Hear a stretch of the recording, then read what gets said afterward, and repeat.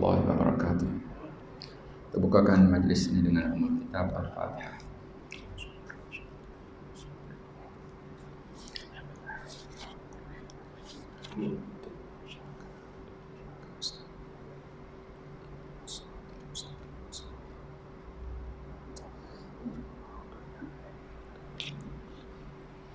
Alhamdulillahi rabbil alamin.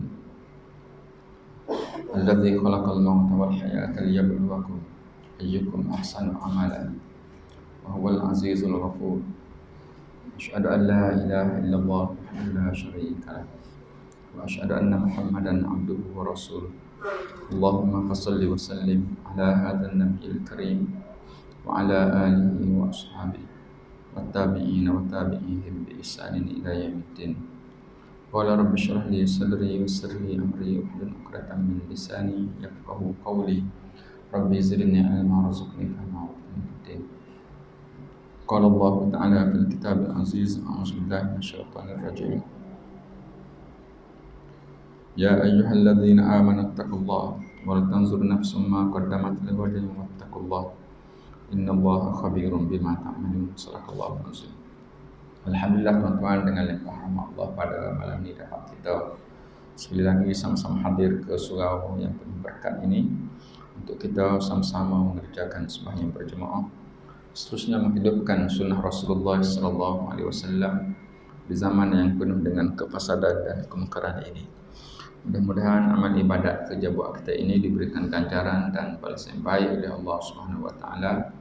Bila kita kembali kepada Allah pada hari yang tak ada bergunanya lagi harta dan anak pinak, kecuali mereka yang datang kepada Allah dengan hati yang sejahtera. InsyaAllah pada malam ini kita sambung balik kitab kita yang kita baca, kita berhenti tahun lepas, 23 bulan 11 tahun lepas. Bulan 12 tu kita ada musyakah. Kalau tuan-tuan masih ingat, kita berhenti dalam bab mati. Bab mati yang mana kita telah baca hadis yang sangat panjang yang disebutkan oleh Nabi SAW bagaimana keadaan orang yang mati itu. Cara orang mukmin mati, diambil nyawanya dengan cara yang baik, dikafankan dengan kafan daripada syurga, dan disimpan ruhnya kepada tempat yang lijin. Adapun orang-orang yang fajir, banyak dosa itu, matinya dengan cara disentak oleh malaikat, kemudian dikafan dengan kain kafan daripada neraka, dicampurkan ke dalam tempat simpanan ruh yang disebut dengan nama sijin. Itu telah tersebut daripada malam yang lepas. Itu sahaja dua cara kematian, yang mana kematian ini semua kita akan tempuh belaka. Hanya dua pilihan ini sahaja, tak ada nak pilih yang ketiga. Maka sebab itu kita mesti buat persiapan yang sangat-sangat, kena buat persiapan sungguh-sungguh lah. Sebab tidak ada seorang pun yang terlepas daripada dua keadaan ini. Kita boleh pilih sekarang, sebab itu kita sebutkan dunia ini penting untuk kita buat pilihan supaya pilihan kita tu jadi betul. Nah, macam mana nak mati sebagai orang baik telah ditunjukkan caranya oleh Nabi SAW. Lagu mana orang yang mati dalam keadaan jahat, maka Nabi pun royak juga orang yang begini akan mati dalam keadaan yang buruk. Okay, kita sambung kitab beriman kepada hari akhirat, muka surat 40. Kita hendaklah yakin kepada apa yang dipesan oleh Rasulullah SAW, seperti yang diceritakan oleh Jabir bin Abdullah radhiyallahu anhu. Sami'tu Rasulullah sallallahu alaihi wasallam qabla mautihi bi salasati ayamin yaqul la yamutunna ahadukum illa wa huwa yuhsinu dhanni billah. Aku telah mendengar Rasulullah sallallahu alaihi wasallam telah bersabda 3 hari sebelum wafatnya, janganlah seorang kamu mati melainkan ia berkeadaan menaruh sangka baik terhadap Allah. Jadi ini disebut oleh Jabir radhiyallahu anhu. Dia kata Nabi sebelum Nabi wafat tu sendiri, Nabi sendiri sebelum daripada 3 hari sebelum Nabi mati, maka Nabi pesan juga. Dia kata mu ni seseorang kamu jangan mati kecuali mesti husnuzan dengan Allah Subhanahu Wa Taala. Lagman husnuzan ni hendaklah ia redha kepada Allah pada masa sakitnya, bersabar menghadapi kesakitan dan mengharapkan keampunan daripada dosa, di samping takut kepadanya dan memohon rahmatnya. Jadi maksud dia kena husnuzan dengan Allah Subhanahu Wa Taala. Tuan-tuan, di antara yang disebut orang yang berada pada peringkat yang tinggi kedudukannya di hari akhirat. Untuk orang yang paling tinggi kedudukan di hari akhirat ni ialah orang yang mati syahid. Antaranya lagi ialah orang yang bangun malam, orang yang semaya Jumaat dan bangun malam dan tu antaranya. Tapi dia kata mati syahid bangun malam tu ialah perkara yang susah. Antara benda yang mudah untuk kita buat ialah untuk kita berada di level tinggi. Kalau kita pergi sekolah periksa, budak-budak sekolah periksa tu, dia markah A tu ada 100, 80 sampai 100. A. Ada A campur, ada A tolak. 100 sampai 80. Maknanya untuk berada pada peringkat tu, antara yang paling kurang sekali dia kata kita mesti husnuzan dengan Allah Subhanahu Wa Taala. Yang paling mudah, bukan paling kurang, paling mudah sekali. Maksud paling husnuzan ni dengan macam mana? Bahawa Allah Subhanahu Wa Taala itu memberikan kepada kita ini kebaikan. Contoh Allah Taala bila tiba-tiba Allah Taala berikan kepada kita untuk berdoa, bermaksud kita kena yakin bahawa Allah Taala nak beri perkara tersebut kepada kita. Sebab cuma dia nak bagi itu sama ada di dunia ataupun dekat akhirat. Bila Allah Taala takdirkan kita boleh masuk surga masjid, bermaksud Allah Taala nak berikan kepada kita syurga dekat akhirat. Sebab tu bila kita nak mati dalam keadaan kita sedang nazak sakit nak mati, kalau kita mati dalam keadaan nazak tidak mati mengejut, ataupun sebab kita tak tahu nak mati bila-bila, maka kita kena rasakan bahawa Allah Subhanahu Wa Taala memberikan kebaikan yang banyak kepada kita dengan mentakdirkan kita ni boleh jadi orang surga masjid.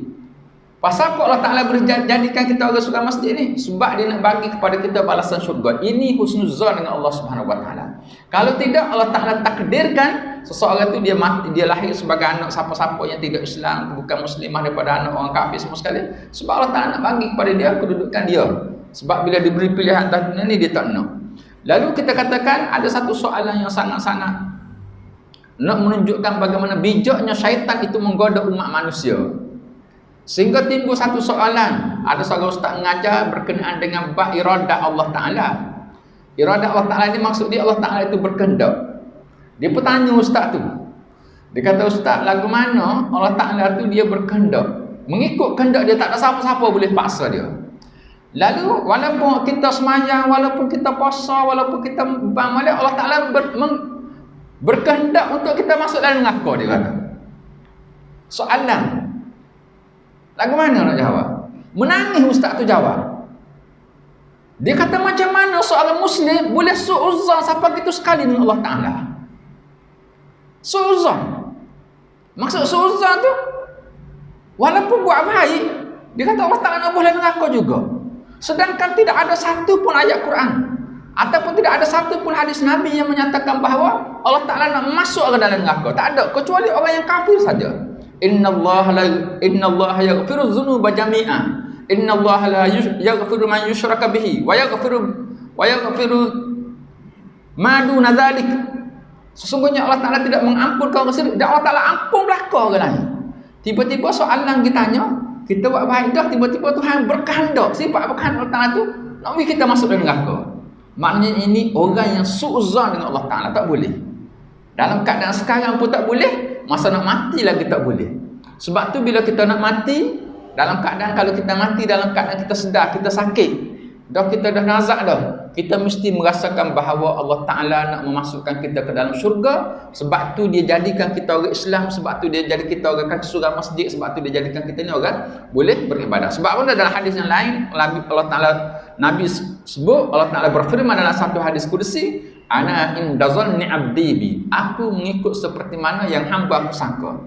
Sebab itu falyazunnu ma syaa, maka hendaklah dia bersangka apa dia yang dia kehendak. Sebab itu dalam kita berdoa, kita angkat tangan berdoa kepada Allah Ta'ala, kita mesti sangka bahawa Allah Ta'ala nak bui kepada kita apa yang kita nak.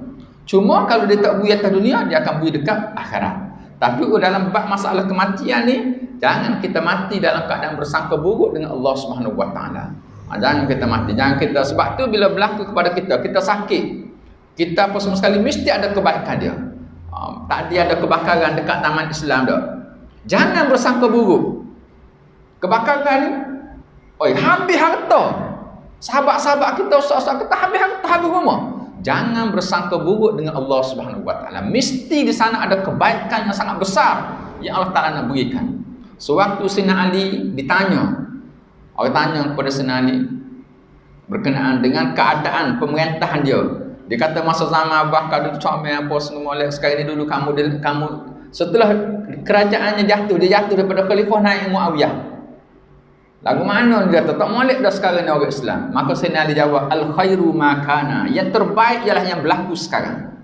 Walaupun kita tengok rumah terbakar, baik apa ustaz rumah terbakar? Dak, hak ni yang paling baik sekali. Hak ni yang paling baik sekali. Jangan suuzon dengan Allah Subhanahu Wa Taala. Dan kita kata Allah, apa lah Allah tak labui kita gini? Tak boleh. Tak boleh. Sebab tu dikatakan bila orang tu tanya kepada ustaz tu berkenaan dengan orang yang Tuhan nebuh dia dalam neraka walaupun dah sembahyang dah, dia pun buat perbandingan. Dia kata, bayangkanlah ada seorang tokel, seorang bos dekat satu pejabat. Dia pun buatlah peraturan orang ni buat kerja. Kemudian ada dua orang. Seorang ni dia kata seorang ni buat kerja ikut comel molek, ikut bahkan terbaiklah buat kerja. Apa benda orang ni bagi? Mesti bos dia akan bagi bonus dan sebagainya. Seorang lagi ni buat kerja jahat apa semua sekali. Apa benda bagi? Tiba-tiba bila nak buang kerja, nak buang pekerja, adakah bos ni akan buang orang yang buat kerja baik tu? Mesti tak. Dia kata itu baru manusia pun tak buat gitu. Takkan Allah Ta'ala nak buat gitu? Takkan Allah Ta'ala berikan taufik hidayah kepada kita masuk masjid, tiba-tiba bila siapa nak mati Allah Ta'ala nak buat neraka. Ini suuzon dengan Allah Subhanahu Wa Ta'ala. Maka bila kita dalam keadaan kita nak mati, mesti husnuzon dengan Allah Subhanahu Wa Ta'ala. Anas radhiyallahu anhu pernah menceritakan, inna nabiyya sallallahu alaihi wasallam dakhala ala syabin wa huwa bil maut faqala kaifa tajiduk? Qala arjullaha ya Rasulullah, inni arjullah wa inni akhafu dhunubi. Faqala Rasulullah sallallahu alaihi wasallam, la yajtami'ani fi qalbi 'abdin fi misli hadzal mawatin illa a'tahu Allahu ma yarju wa ammanahu mimma yakhaf. Bahawasanya Nabi sallallahu alaihi wasallam telah masuk menziarahi seorang pemuda yang berada dalam keadaan menghadapi mati. Lalu ia bersabda, bagaimana kamu dapati keadaan diri kamu? Katanya, demi Allah wahai Rasulullah, saya mengharapkan kurniaan daripada Allah dan merasa takut kerana banyaknya dosa. Maka Rasulullah sallallahu alaihi wasallam pun bersabda, tidak berhimpun kedua-dua perkara di dalam hati seorang hamba pada tempat yang seperti ini, melainkan Allah memberikan kepadanya apa yang ia harapkan dan mengamankannya daripada apa yang ia takut. Lalu Anas bin Malik sebut, dia kata satu ketika Nabi pergi ziarah seorang pemuda yang sakit nak mati. Nabi tanya, dah mana musra mana dah ni? Katanya dia, ya Rasulullah, aku takut sangat sebab dosa aku banyak. Tapi aku sangat mengharapkan Allah Subhanahu Wa Taala memberikan rahmatnya, mengampunkan dosa. Maka Nabi pun sebut, kalau orang tu dalam keadaan dia nak mati, dia ada dua keadaan ini. Perasaan takut kepada dosa ada. Perasaan harap Allah pengampunan rahmat, mengharapkan rahmat dan keampunan daripada Allah Ta'ala pun ada juga. Walaupun kita banyak dosa, tapi kita tahu bahawa Allah Ta'ala itu Maha Pengampun. Dan kita tahu bahawa Allah Ta'ala itu rahmatnya mendahului kemurkaan dia. Kita tahu rahmatnya maha luas.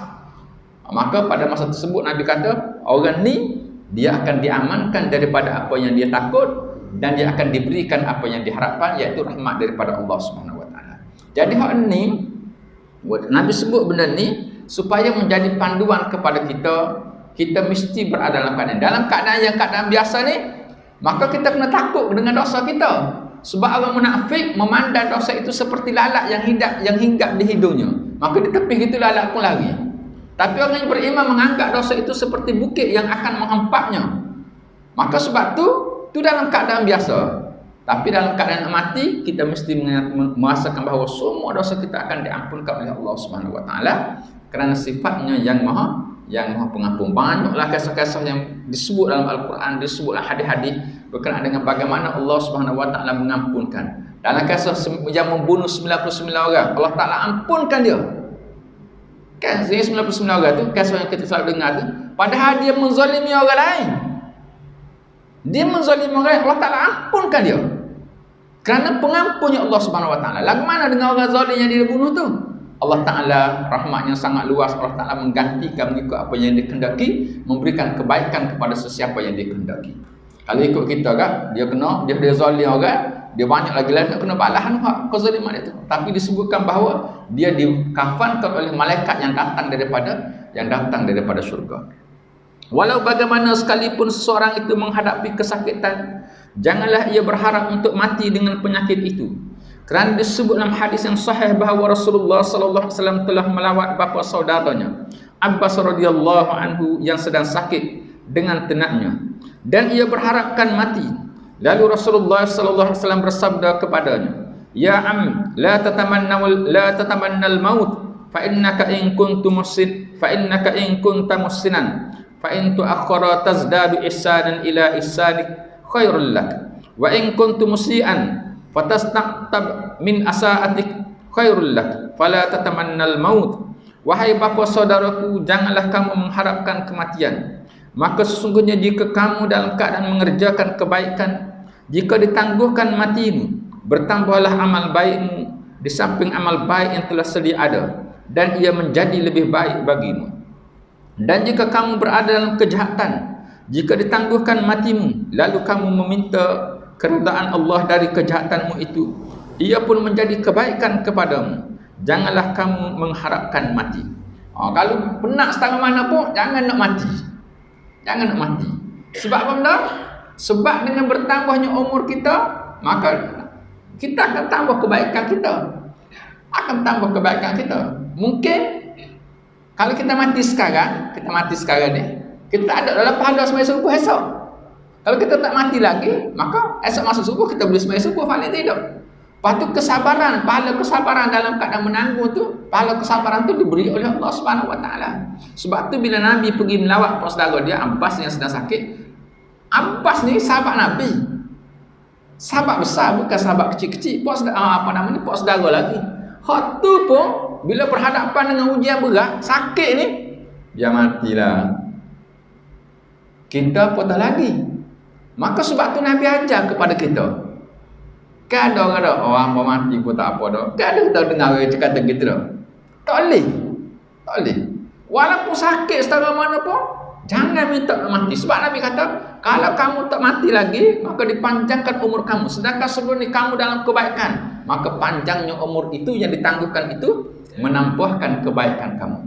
Kalau kamu dalam keadaan jahat, maka dipanjangkan umur itu, kamu boleh bertaubat kepada Allah Ta'ala.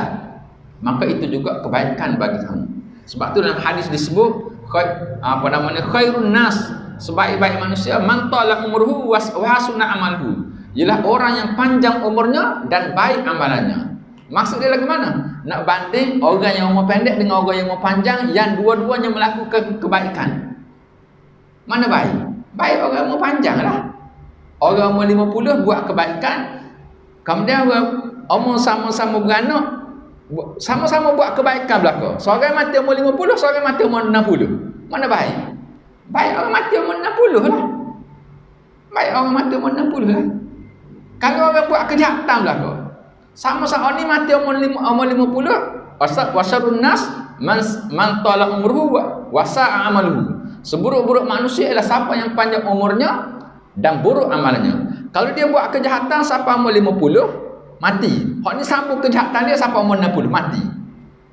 Tak molek hak mati umur 60 lah. Tapi Nabi kata, kalau mu dalam buat kejahatan, maka kamu panjang umur.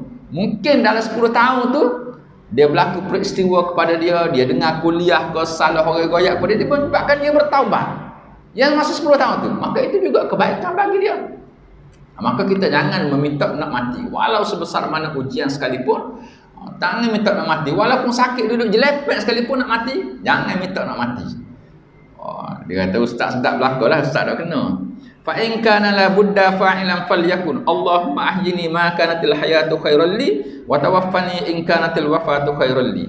Maka jika terpaksa berbuat begitu, maka katakanlah, ya Tuhanku, panjangkanlah hidupku jika sekiranya hidup itu lebih baik bagiku, dan matikanlah aku jika sekiranya mati itu lebih baik bagiku. Kalau tak boleh pergi doa dah, paling tinggi boleh minta mati ni doa ni saja. Kalau sekiranya mati itu baik bagi aku, maka matikanlah. Kalau sekiranya kehidup itu lebih baik bagi aku, maka panjangkanlah hidup aku. Paling tinggi waktu. Tapi kalau ikut doa ni, kalau sekiranya hidup tu baik bagi aku, minta hidup dulu baru minta mati. Sebab kadang-kadang kita tak tahu. Dia beza dengan doa dalam keadaan biasa ni.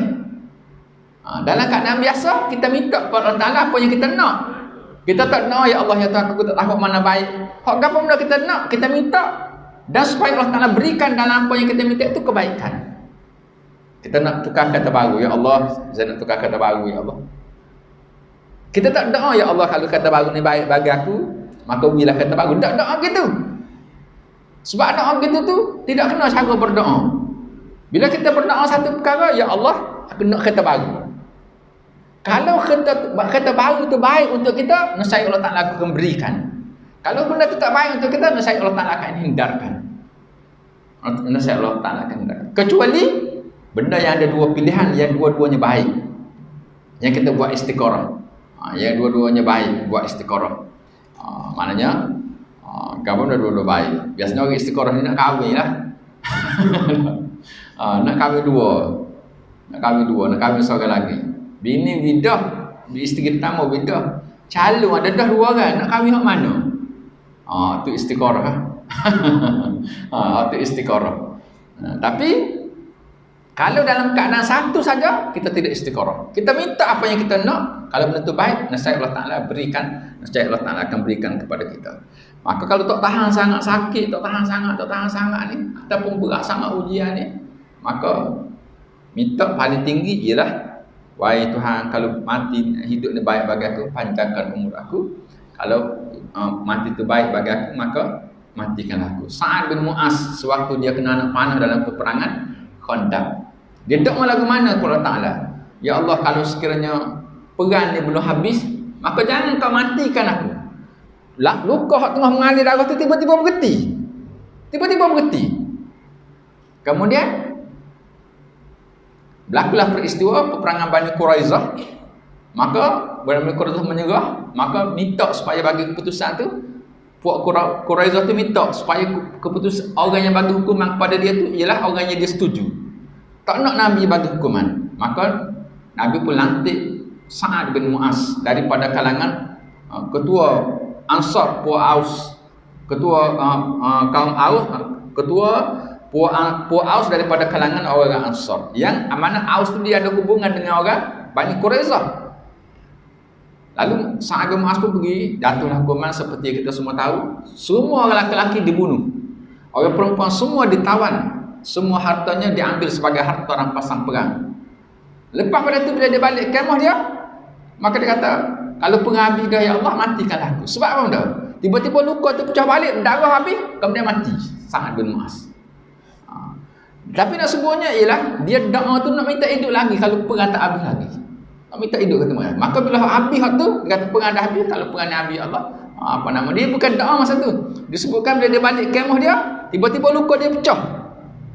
Maka luka tak disembuh, pecah balik, tutup darah daripada kemah dia mengalir ke kemah sebelah, akhirnya mati Sa'ad bin Mu'az. Yang Nabi sebut bergegar aras. Bergegar aras waktu matinya Sa'ad bin Mu'az tu. Bergegar itu disebut kerana gembiranya aras, kerana Sa'ad bin Mu'az yang sebelum ini duduk di atas muka dunia telah naik ke tempat yang tinggi di Illiyin.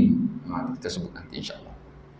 Jika sekiranya seorang itu mempunyai hak yang mesti ditunaikan kepada orang lain, hendaklah menunaikan hak itu dengan segera jika ia berkemampuan, sebagai persediaan untuk mati.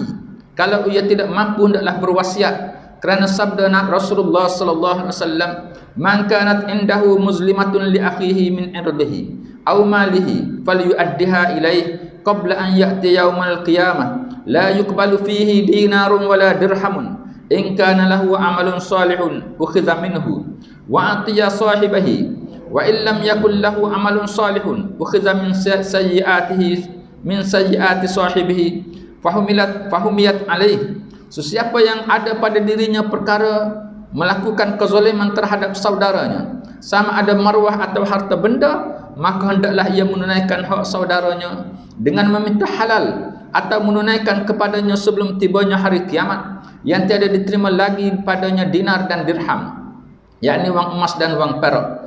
Jika ia mempunyai amal yang soleh, lalu diambil daripadanya dan diberi kepada saudaranya. Dan jika ia tidak mempunyai amal yang soleh, dan diambil pula kejahatan saudaranya dan dibebankan ke atasnya.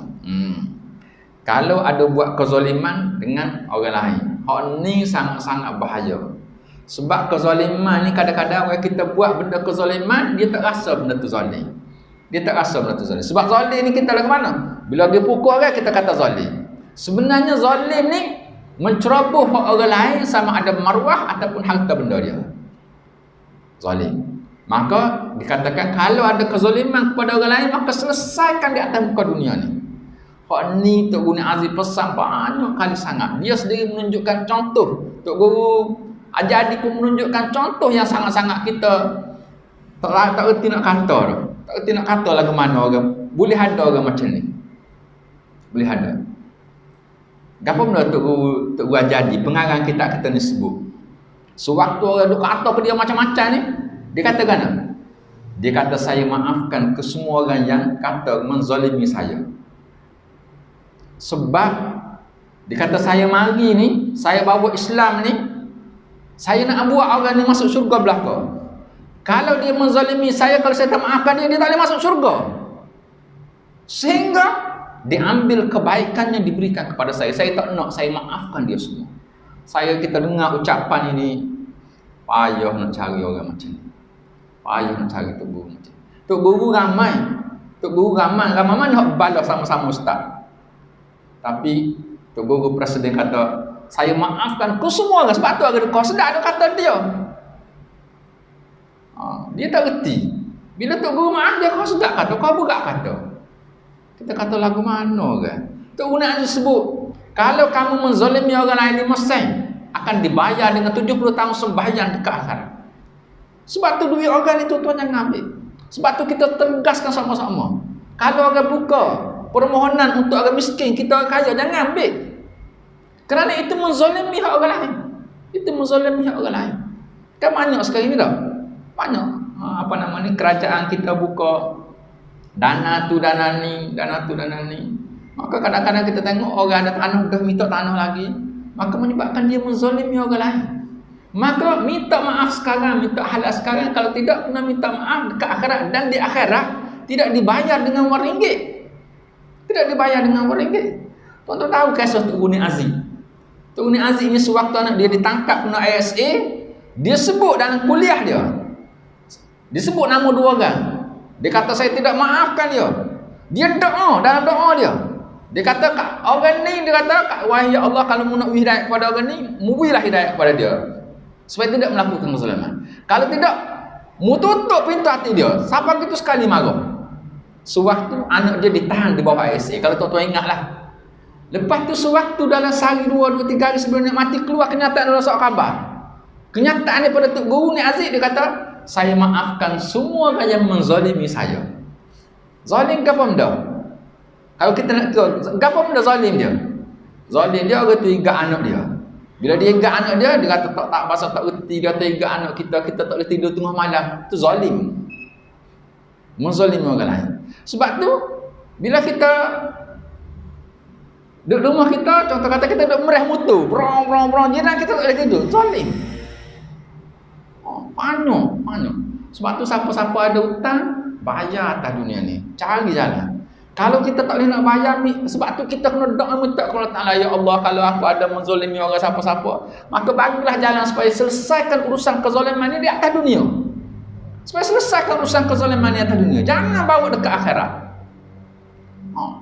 Kalau tidak, orang tu diambil pahalanya yang banyak, diberikan kepada orang yang dizalimi. Kemudian kalau tak ambil pahala, ambil pula pahala orang tu, buat mari kepada kita pula. Buat mari kepada kita pula. Kalau berlaku juga lagu mana, kita tak jumpa cari. Kita orang yang kita zalimi, kadang-kadang kita tak tahu, kita tak perasan, maka dikatakan perbanyakkanlah melakukan ibadat dalam waktu yang sunyi. Perbanyakkanlah melakukan ibadat di waktu yang sunyi. Dalam hadis yang lain, Nabi sallallahu alaihi wasallam bersabda, "Atadruna minal muflis?" Qalu al-muflisu fina man la dirham lahu wala mata'.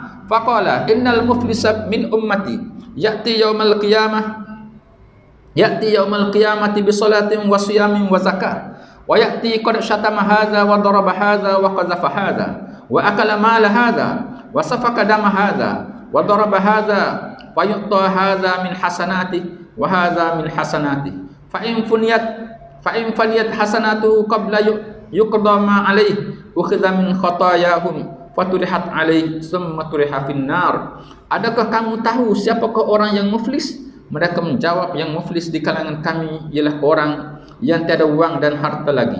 Maka sabda Rasulullah sallallahu alaihi wasallam, sungguhnya orang yang muflis di kalangan umatku ialah orang yang datang pada hari kiamat dengan pahala sembahyangnya, puasanya dan zakatnya, dan ia datang pula dengan dosa-dosa memaki orang ini, menuduh orang ini, memakan harta orang ini, menumpahkan darah orang ini, dan memukul orang ini dengan cara yang tidak sebenar. Lalu diberi kepada yang ini daripada segala pahala kebajikannya, dan yang ini pula diberi daripada pahala kebajikannya juga. Maka jika habislah pahala kebajikan, sedangkan dosanya kepada orang yang lain belum dibayar, maka diambil pula dosa-dosa orang itu dan dicampakkan ke atasnya. Kemudian ia dicampakkan pula ke dalam neraka. Jadi ini hadis yang sangat terkenal lah. Hadis orang muflis ni Nabi sebut, tanya, mu tahu ke tak orang muflis? Mana budak hadis ni? Orang muflis ni. Sebut hadis ni, sebut orang muflis ni bukan orang kafir. Orang yakti yaumal qiyamah, yang mari pada hari kiamat bi salatin, dengan sembahyang yang banyak, wasyamin, dengan puasa yang banyak, wazakatin, dengan zakat yang banyak. Maknanya orang sembahyang bang, orang puasa, orang bayar zakat, orang baik. Tapi dalam masa yang sama kita buat kedap benda ni. Qad syatama hadza, apa nama ni, memaki orang lain. Ada kedap kita buat. Wa qazafa hadza, kemudian ia datang dengan memakan harta orang lain, wa menuduh orang lain. Wa qazafa hadza wa akala ma hadza, makan harta orang lain. Ada kedap. Tuan-tuan hak ni bak maki orang ni ada di kalangan kita ni, kuat sangat maki orang. Jangan. Sebab bila kita maki dia, kita sebenarnya sedang bagi pahala kepada dia. Sedang bagi pahala kepada dia. Ataupun kita amalkan harta orang, macam tadilah, sepatutnya hak tu hak orang miskin. Kita baik dengan JPKK boleh kita. Esok kena bayar balik. Esok kena bayar balik. Wasafaka dama haza wa daraba haza, pukul orang. Macam tu imam pergi mandi orang, budak yang kena tangkap curi duit tu. Tuan-tuan rasa okey ke tak okey? Tak okey. Orang curi kena kat tangan dia, bukan kena mandi. Tak okey. Dan yang boleh buat itu ialah pihak berkuasa, bukan jawatan kuasa masjid. Boleh. Maka wadara bahasa orang yang pukul orang tu, hak dia, dosa dia tu dosa dia. Dosa kita ni, dosa kita ni. Dosa kita. Dekat kampung saya dulu, orang curi ni, ragut, orang kampung tangkap pukul, mati. Mati. Sebab tu kita nak kerat tangan orang curi, supaya bila orang curi tu dikerat tangan, orang tak akan pukul dia sampai gitu. Orang tangkap dia, orang diserah pada pengadilan, potong tangan dia. Tapi bila benda tu hukum Allah Ta'ala tidak terlaksana, orang nak marah, maka buatlah begitu. Buatlah gitu. Maka orang yang marah itu semua akan dibalas. Sebab tu kita jangan ambil bahagian. Kalau tempat kita jangan ambil bahagian. Orang lain biar kita orang masuk masjid, orang di dalam kelas pengajian ni, kalau boleh benda-benda maki orang, kata ke orang, apa semua sekali ni, ambil harta orang, apa semua sekali ni, kita kalau boleh kita hindarkan. Kita hindarkan. Sebab apa? Sebab bila sampai di hari kiamat, maka orang itu pun mari tuntut. Orang ni mari tuntut, orang ni mari tuntut. Dia ambil pahalanya, diberikan kepada orang itu, diberikan kepada orang ni, diberikan kepada orang ni. Kalau pahala habis, tak ambil lagi orang, maka mari lagi ambil hajat dia pula letak atas dia.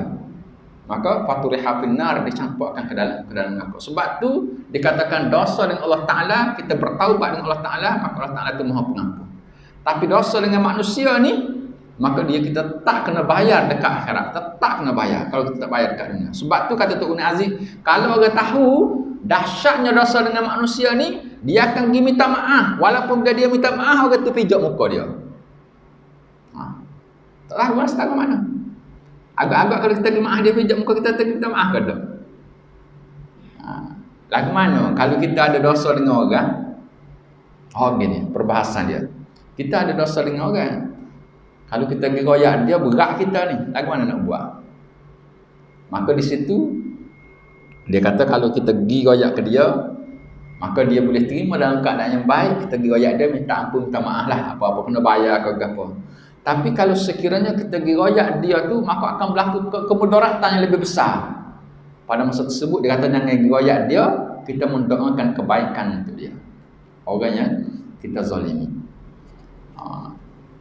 Contoh, dia buat jahat dengan anak kawan tu, ataupun dengan bini orang, Goyak ketuk lelaki dia, bunuh ketuk lelaki dia.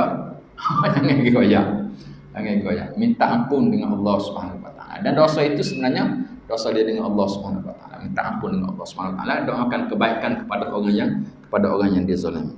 Berhubung dengan hutang pula Rasulullah sallallahu alaihi wasallam bersabda, "Man mata wa alaihi dinun falaysa lahu dinarun wala dirham, walakinnaha alhasanatu wasayyi'at." Siapa yang mati dalam keadaan ia berhutang, maka di sana tiada lagi wang dinar dan dirham, tetapi segala kebaikan dan kejahatan bagi menjelaskan hutang. Siapa yang mati dengan hutang ni lagi berat. Tuan-tuan, kalau boleh jangan berhutang. Antara budaya yang berubah berbanding dengan zaman Nabi dengan zaman kita ialah kita mari sekarang ni semua berhutang. Daripada sekolah lagi dah berhutang dah. Kami dah semua berhutang. Kalau kita terlepas dah tu biarlah. Tapi kalau boleh didik anak kita supaya jangan berhutang. Pernah satu ketika Nabi nak pergi sembahyang jenazah. Masa Nabi nak sembahyang jenazah, Nabi kita tanya. Satu hari tu Nabi tanya, orang ni ada hutang tak ada? Oh, dia ada hutang. Nabi kata mau sembahyang, Nabi tak sembahyang. Maka sahabat-sahabat kata, wahai Rasulullah, saya jamin hutang dia. Baru Nabi sembahyang. Esok kadang di waktu sembahyang kadang Nabi tanya dia, bayar ada lagi hutang dia? Dia kata tak lagi. Maka orang tu pun balik pergi bayar hutang. Kemudian dia menggoyak kepada Rasulullah, wahai Rasulullah, bayar hutang dia. Sekarang baru ruh dia tenang. Siapa dia ni? Sahabat Nabi. Sahabat Nabi. Agak-agak kita mati hari ni, ada tak orang mati tak ada hutang? Payah nak cari. Orang muda-muda, orang tua ni mungkin dah selesai dah lah. Orang muda-muda ni payah nak cari tak ada hutang. Bukan tuan-tuan lah, kita semua sekali lah. Kecuali jadi sebab tu kita kena ubah budaya ni. Sebab benda, sebab hutang tu boleh dalam Islam, boleh. Iza tadayantum bidainin ila ajalin musamman faktubu, ada ayat berkenaan dengan hutang, ada ayat khusus berkenaan dengan hutang. Bermaksud hutang tu boleh, tapi jangan berhutang dalam perkara yang tidak perlu. Pergi hutang dekat Shanghai beli TV baru tak payah. Ada apa ustaz dengan hutang Cina ni?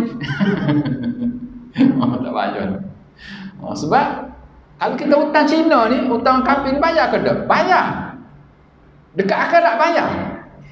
Nak bayar ke apa? Ustaz dia kafir. Dibayar, kemudian harta pahala dia dilupuskan. Faja'alnahu haba'an mansura. Kami jadikan pahala kebaikan dia itu seperti debu yang berterbangan. Dia tak akan nampak, tak akan dapat apa-apa pun. Tapi hak kita menzalimi tak bayar hutang dia, tetap akan diambil oleh Allah Subhanahu wa taala, bagi kepada dia. Kalau boleh jangan hutang. Jadikan ubah budaya kita ni hutang, terutama benda-benda yang kalau kawan-kawan kita nak pinjam pitih.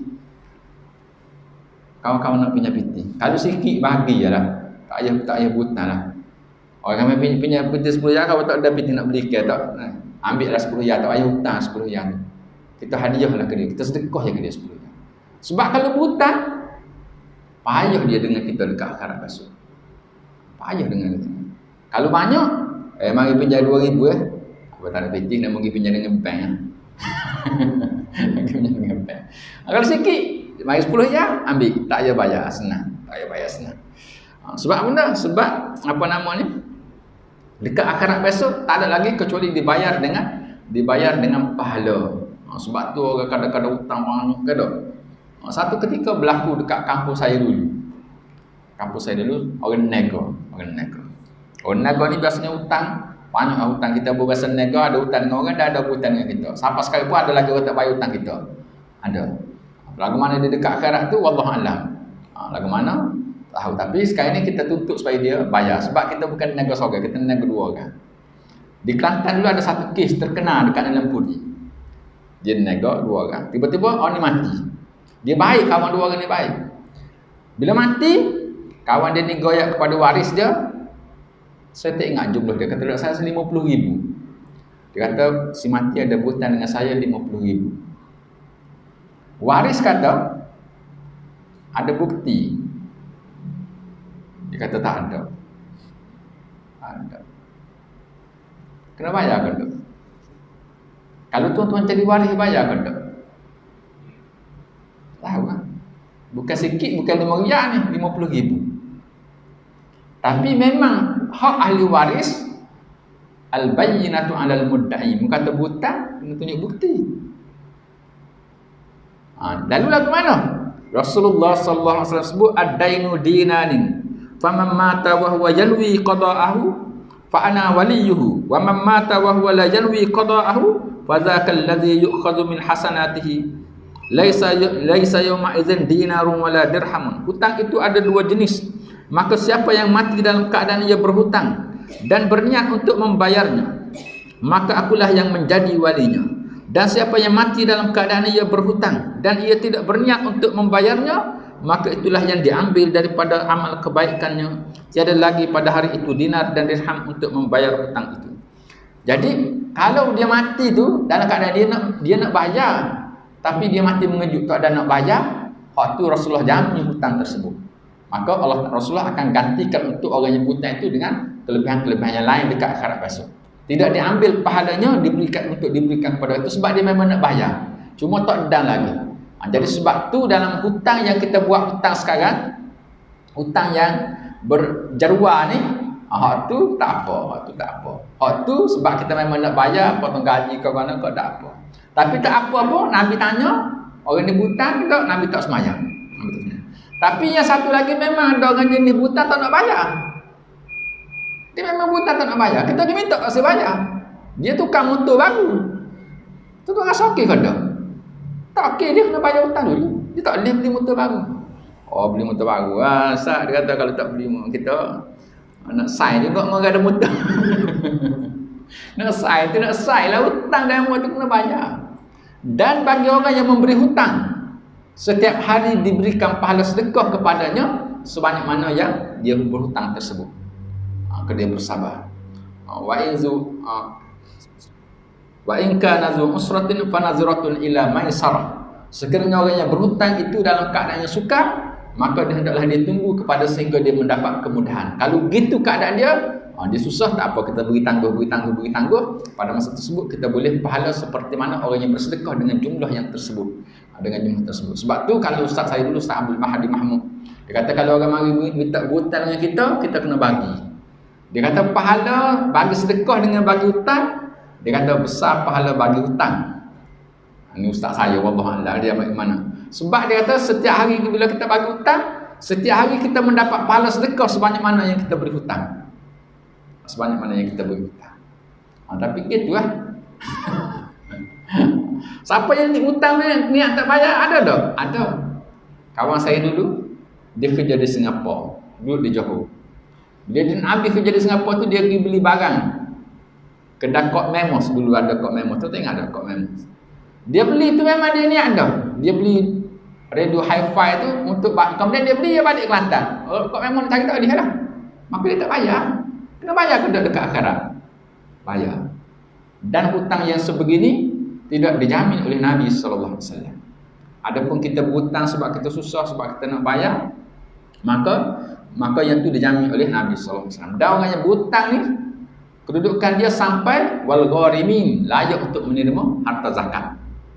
Kalau ada kawan-kawan kita yang berhutang, dia terbeban dengan hutang tu, kita boleh bagi zakat pada dia. Hutang pada benda yang perlulah. Pada benda yang perlu dia perlu berhutang. Kalau dia berhutang yang tidak perlu tak boleh lah. Seorang itu hendaklah berwasiat. Ni kita sambung sebentar insya-Allah. Ni semua yang disebut ini ialah berkenaan dengan persiapan kita untuk berhadapan dengan kematian. Tuan-tuan buatlah persiapan. Hak ni tak ada orang lain boleh buat. Hak ni kita sendiri je boleh buat persiapan untuk kita. Yang ni mesti husnuzan dengan Allah Subhanahu Wa Taala, selesaikan semua urusan dengan manusia. Sama ada harta benda, kalau kita kata salah ke kaki kata ke dia, pergi minta maaf dengan dia. Kalau kita tak berani nak minta maaf, jangan kata dulu lagi. Biarlah orang lain nak kata tu, biar ikut pada dia, tapi kita sendiri kita tak nak. Kemudian kalau ada hutang, bayarkan hutang, insya-Allah. Kalau tak boleh nak bayar hutang, satu ketika siapa Abu Zar kalau duduk atas masjid, Amin masuk atas masjid, bertemu dua agak dia ni. Etikah kau ada apa buat budak ke dia? Ya Rasulullah, aku serabut dulu hutang banyak orang dia minta hutang. Maka Nabi pun tanya dia, munak ke tidak aku ajarkan kepada kamu doa supaya melepaskan kamu dari hutang.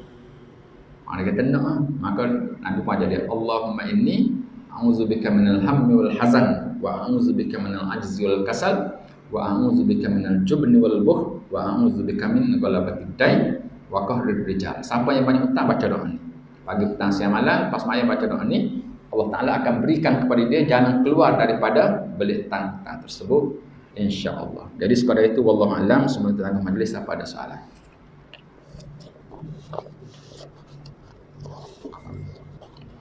Ada soalan tak?